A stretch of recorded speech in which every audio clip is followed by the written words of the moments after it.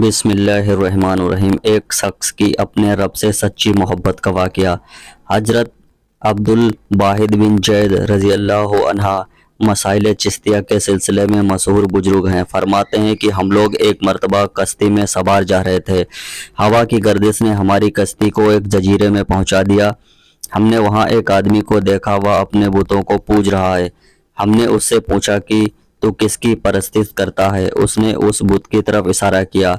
ہم نے کہا تیرا معبود خدا ہے، تیرا بنایا ہوا ہے، اور ہمارا معبود ایسی چیزوں کو بنا دیتا ہے جو ہم نے اپنے ہاتھ سے بنایا ہوا ہو، وہ پوجنے کے لائق نہیں ہے۔ اس شخص کا سوال اور حضرت زید کا جواب۔ اس نے تم کس کی پرستش کرتے ہو؟ اس نے کہا ہم اس ذات کی جس کا عرش آسمان کے اوپر ہے، اس کی گرفت زمین پر ہے، اس کی عظمت اور بڑائی سب سے بالا تر ہے۔ کہنے لگا تمہیں اس پاک ذات کی علم کس طرح ہوا؟ ہم نے کہا اس نے ایک رسول قاصد ہمارے پاس بھیجا جو بہت ہی کریم اور شریف تھا۔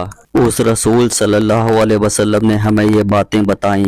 اس نے کہا وہ رسول صلی اللہ علیہ وسلم کہاں ہے؟ ہم نے کہا اس نے جب پیغام پہنچا دیا اور اپنا حق پورا کر دیا تو اس مالک نے ان کو اپنے پاس بلا لیا تاکہ ان کے قیام پہنچنے اور ان کو اچھی باتیں طرح پورا دینے کا صلہ و انعام عطا فرمائے۔ اس نے کہا کہ اس رسول صلی اللہ علیہ وسلم نے تمہارے پاس کوئی امانت چھوڑی ہے؟ ہم نے کہا ہاں، اس مالک کا پاک کلام ہمارے پاس چھوڑا ہے۔ اس نے کہا مجھے وہ کتاب دکھاؤ۔ ہم نے اسے قرآن پاک لا کر اس کے سامنے رکھی۔ اس نے کہا میں تو پڑھا ہوا نہیں ہوں، تم اس میں سے کچھ سناؤ۔ ہم نے ایک سورت سنائی، وہ سنتے ہوئے روتا رہا یہاں تک کہ وہ سورت پوری ہو گئی۔ اس نے کہا اس پاک کلام والے کہا کہ یہی ہے کہ ہم اس کی نافرمانی نہ کی جائے۔ اس شخص کا ایک حیران کرتا سوال ہے۔ اس کے بعد وہ مسلمان ہو گیا۔ اس نے اس کو اسلام کے اقارن اور احکام بتائے، چند صورتیں قرآن پاک کی سکھائیں۔ جب رات ہوئی، عشاء کی نماز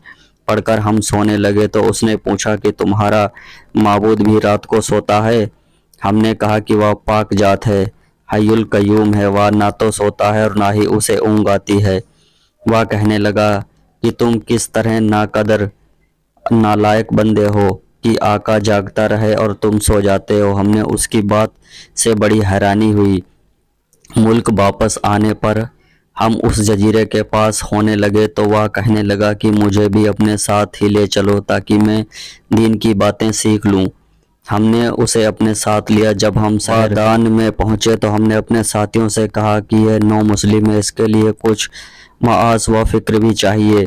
ہم نے کچھ درہم چندہ کیا، اس کو دینے لگے تو اس نے پوچھا یہ کیا ہے؟ ہم نے کہا کچھ درہم ہیں، ان کو کچھ اپنے خرچے میں لے آنا۔ کہنے لگا لا الہ الا اللہ، تم لوگوں نے مجھے ایسا راستہ دکھایا جس پر خود بھی نہیں چلتے۔